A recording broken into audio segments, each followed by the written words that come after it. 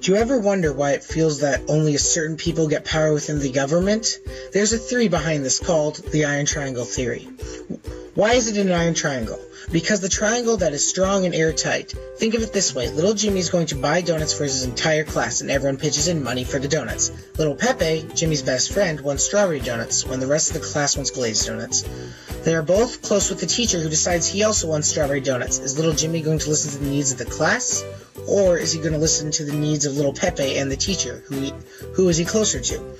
Is he going to get strawberry or glazed? The theory of the iron triangle is that little Jimmy will favor the strawberry donuts because he has a close connection with little Pepe and the teacher, rather than listening to the entire class's needs.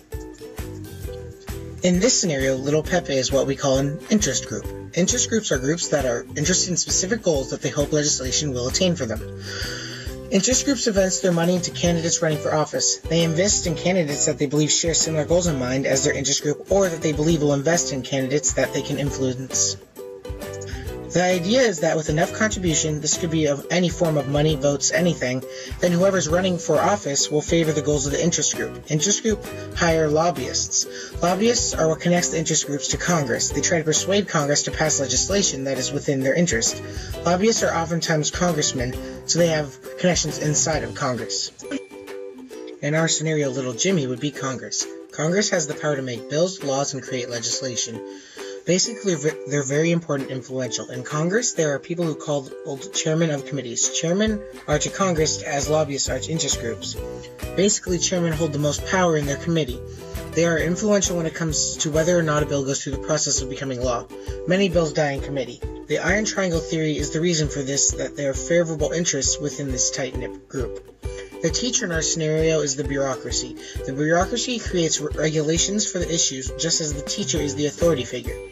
A bureaucracy itself is a system in government where there are people at different levels with different responsibilities. People at the top of the bureaucracy create regulations for everyone else.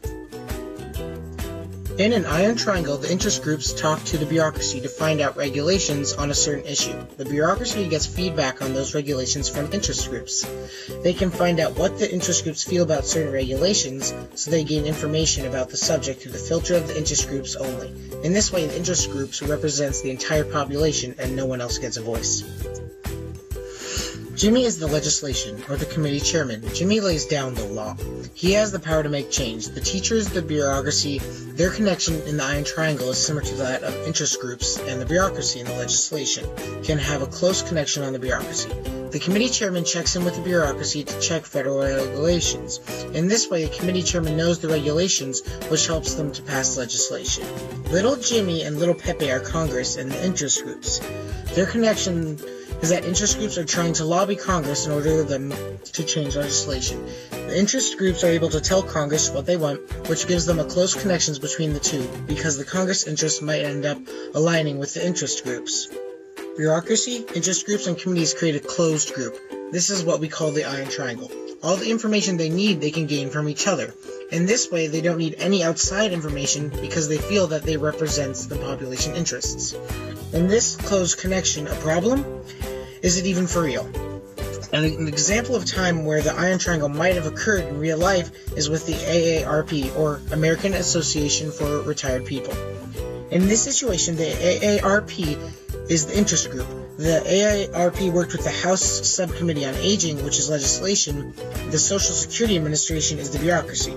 Together, they were trying to set the government policy on Social Security with no outside help because of the Iron Triangle. It looks as if these three groups were the main people that had a voice in making the Social Security government policy.